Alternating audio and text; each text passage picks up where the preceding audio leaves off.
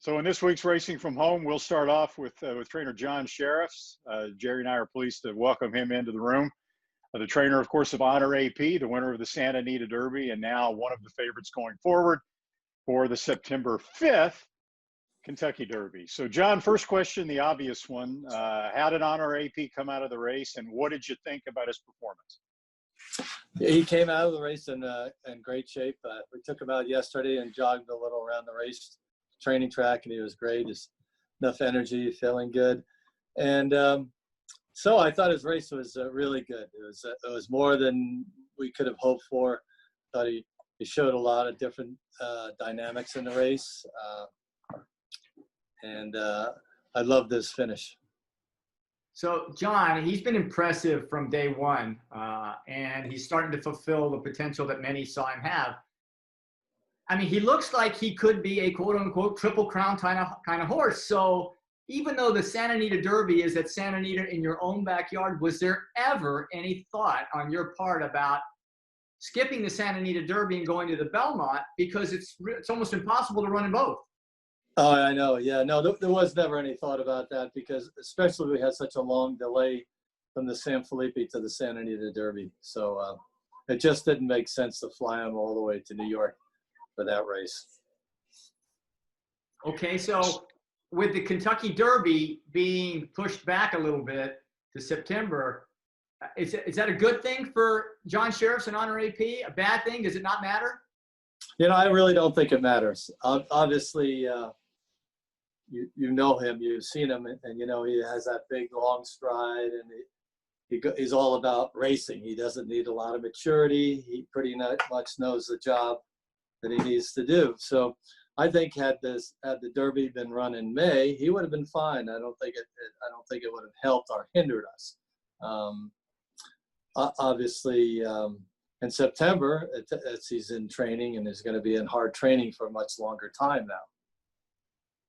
So now you're in a bit of an unusual situation. Obviously, as we know, normally when a horse wins the Santa Anita Derby, you know, you're right there on the doorstep of the Kentucky Derby and ready to roll. And now you're in kind of a tweener sort of land between now and September.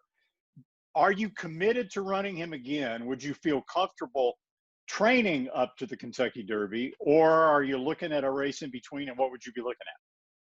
But you know, the easiest route, of course, is to run, right? I mean, that's probably the best. That's what I want to do. Obviously, I want to run because I think it allows the horse to gain more racing experience, and also it gives you that peak and a little letdown and peak again, rather than try to keep going and peaking and peaking and peaking and keeping up on a high level. So racing, I think, has a lot of advantages. And then when you get to Churchill Downs for the Kentucky Derby, certainly you want your horse to had experience with a big field. You want to have experienced a lot of dirt in his face. As you well know, before you walk over, you're going to be in the chute a long time. So there's a lot of advantages for having a horse racing in between now and then. So which race would it be? What would you pick out for him? Yeah. So then, Jerry, as you all know, we're here in California, which is a different country than whatever goes on east of the Rockies. So I always tell people, you know, we have to get over the Rockies, and getting over the Rockies is a big deal. Flying east is a lot for a horse. So you fly east, you fly west, and you fly east again. You know, for a young horse, that's a lot. So I think Mr. Searing and I are going to sit down and talk about it in the near future and try to come up with a good plan. So you mentioned all the, you sort of casually referenced all the hoopla that can go around the Kentucky Derby, the walkover, and I doubt we'll have a big crowd this year, so that's something you would probably won't have to deal with. But in terms of his temperament, how is he? And also, is there anything that you'd like to see him encounter in a race that he hasn't had to deal with so far from a seasoning perspective? You know, just a big field, that's all. Just maneuvering through a big field. That would be it. That's one. I think that's a big advantage for a horse. When Giacomo won the Kentucky Derby, we ran him in practically every prep we could find.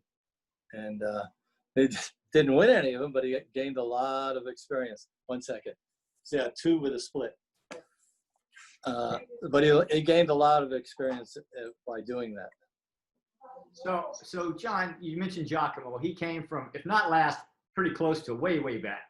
Right. Zenyatta, the brilliant race mare, she came from the clouds. I mean, way more than last. Yeah. And then this horse comes. Is that kind of the horse you look for? Is that the way you train them?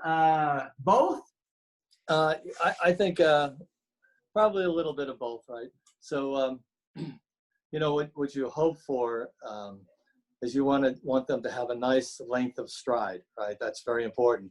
So in the beginning, all I concentrate on is length of stride, letting the horse learn to extend length of stride, not asking for speed, because if you put speed, then you're asking him to turn the stride over too quickly.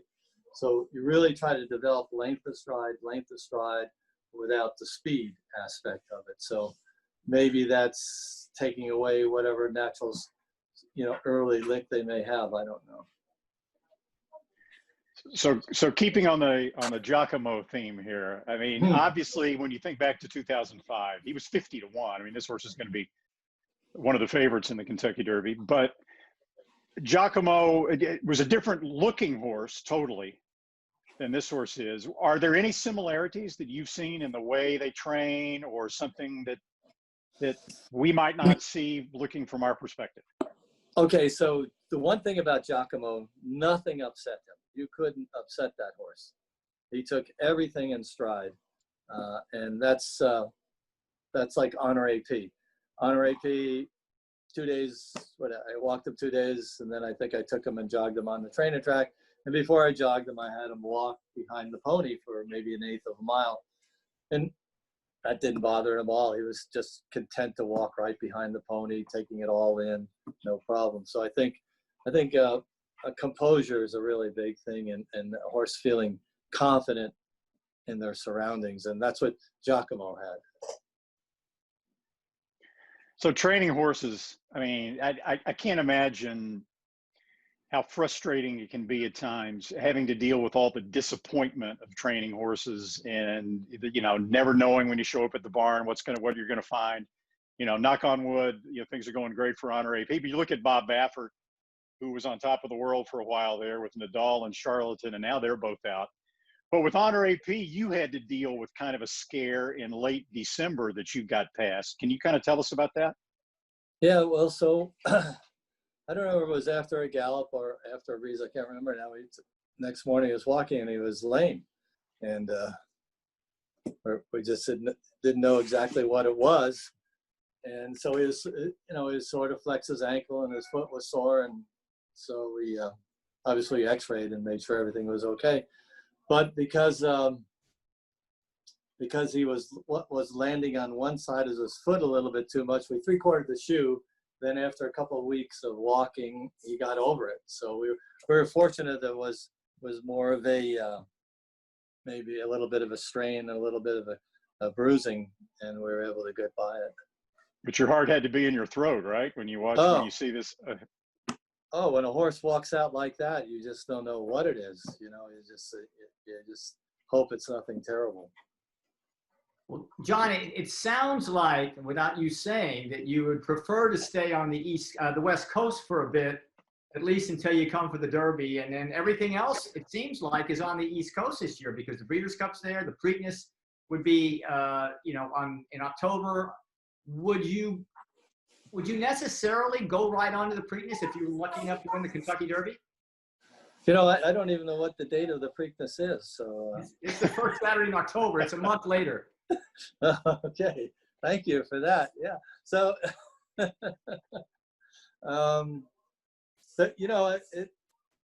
we'd have to think about it, right? Because then he'd have to stay in Kentucky and go and then ship down to Pimlico.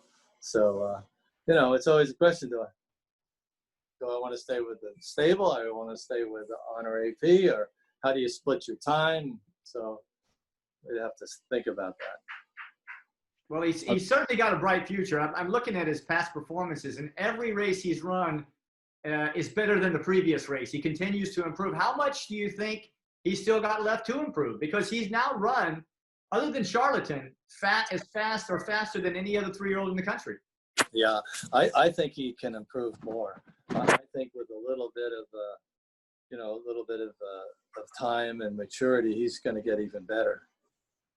We had such a long time between the San Felipe and the Santa Anita Derby that, we had to go into coast mode for a while, just back off a little bit and do some easy half miles and not put a lot of pressure on him and just kind of wait and see what was going to develop. So I think that he'll get better because he won't have to start from the beginning again. He'll be able to continue from where he is.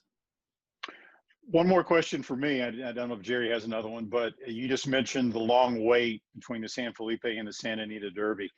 How unnerving was it to have a horse in your barn like Honor AP and being in a holding pattern and not even knowing when Santa Anita was going to get to reopen to race, much less when the Santa Anita Derby was going to be scheduled?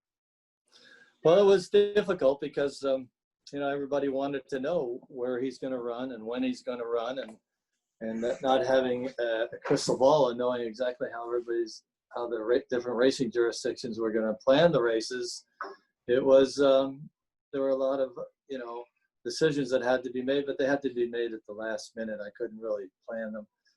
I think for him, because of he'd finished second in the San Felipe, and we were in a hurry. We hurried up to get to that race, so he'd be ready to run in that race. And then waiting for the Santa Anita Derby, do you say, okay, we're going to run in Oaklawn instead of wait another 2 weeks for the Santa Anita Derby, where he could, if he wait the 2 weeks, he can run out of his own stall and run on his own racetrack and not have to ship anywhere, knowing that somewhere in the future he'll have to ship anyway. So I felt the most conservative and the best approach for Honor AP was to wait.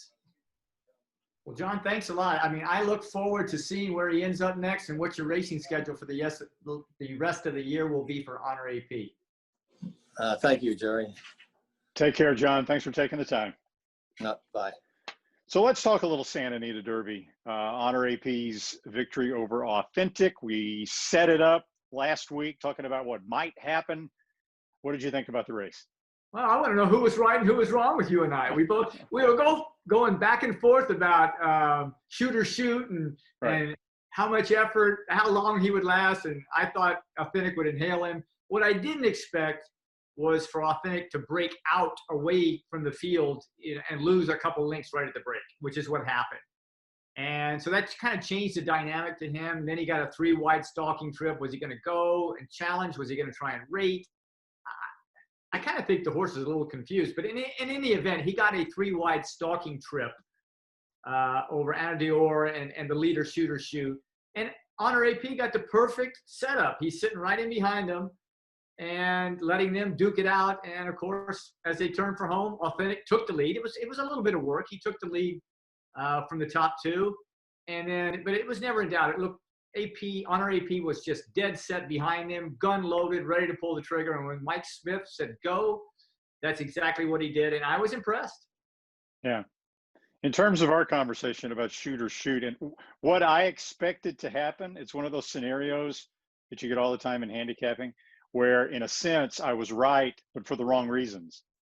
I thought that shoot or shoot had the speed to legitimately beat Authentic to the early lead and force Authentic into a stalking trip. He did make the lead. That did force Authentic into a stalking trip. Authentic did have to work fairly hard to get by him at the top of the stretch and on Odor. But in hindsight, the only reason that happened was because what you pointed out, that Authentic didn't break well from the gate. If Authentic had gotten the same sort of sharp break that he did in the San Felipe in his earlier races, he would have cleared the field.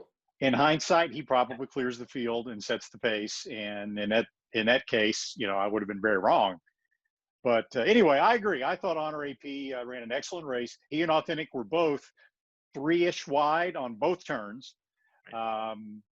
Certainly, the distance of the Kentucky Derby, 1.25 miles, is probably going to be more in Honor AP's wheelhouse I think, than in Authentic's Totally. wheelhouse. But if Authentic can set the pace in the Kentucky Derby like he did in the San Felipe, you never know. So I thought it was a good race for both horses, really, given what happened to Authentic at the start and given his wide trip around the turns. I agree. Yeah. Okay. Now, we also last week previewed Bob Baffert's Cezanne making his career debut in a 6.5 furlong maiden special weight race on the Santa Anita Derby undercard. We knew he would be an extremely heavy favorite because of his reputation, which had been long in the making, even since his 2-year-old season with all his workouts. He ran, he won. What'd you think about him? Well, sorry, my dog's whining over here. Did you mention the price tag, $3.6 million? I did not.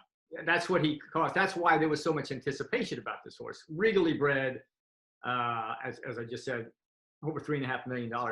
I think he's got a bright future, but I think if he hadn't had another stablemate in the race, who knows if he would have won, because he did have the disadvantageous post one, which is never good for a first-time starter. It's really not that good going 6.5, 7 furlongs, whatever, anything out of the chute.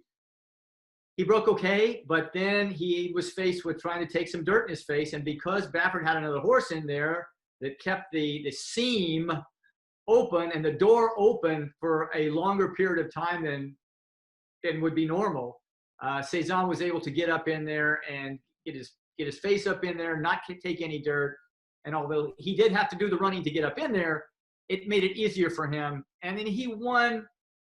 He didn't blow me away, Randy. I mean, I wasn't like, oh my God, this is the next coming. This is another Justified.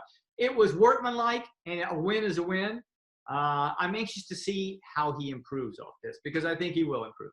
So here's the head-on replay, which illustrates exactly what you were referring to. Cezanne breaks from post 1. His stablemate is named Brazen from post position number 2. There they are, side by side. Now watch Drayden Van Dyke on Brazen slide to the outside once, then slide further outside to give Cezanne plenty of room to also maneuver around the early leader, Ray. You could drive a truck through there. It's well within the rules of racing. It's not like Van Dyke interfered with another horse to make that happen. He just made sure that there was space there. And you and I both felt that if he hadn't done that, if it had been another rider on another trainer's horse in that spot and had locked Cezanne in behind horses, he might not have won that race. He might have, but he might not have. He didn't blow me away either. I don't think that was a performance that you would look at if you didn't know anything about the horse and say, wow, this horse might win the Kentucky Derby. But Baffert did say afterward that he believes that the horse is a true distance horse. He's by Curlin. And in a sprint, in his career debut, that he should move forward a lot off that race. And he is thinking Kentucky Derby with Cezanne. So he's going to have to look for a 2-turn race, whether it be probably a stakes race, but maybe an allowance race as well for his next start. Yeah, Bob did tell me before the race, well before the race, he needs racing. So he knows he's a big horse. He's a heavy horse. So maybe mentally, maybe physically, maybe both. But he did say he needs racing. So that leads me to believe that he will improve off this. Now, the question is, how much will he improve? I'm guessing he goes right to 2 turns. If they can get a race to go, it'd be logical. That's the same way Justify, with his late start, went into it, allowance race, going a mile. And then it was a Santa Anita Derby. I don't know what would be after a mile allowance race or if it's a mile stake race. But he does need racing, but he didn't have time to get any more than 2 more races in, I don't think.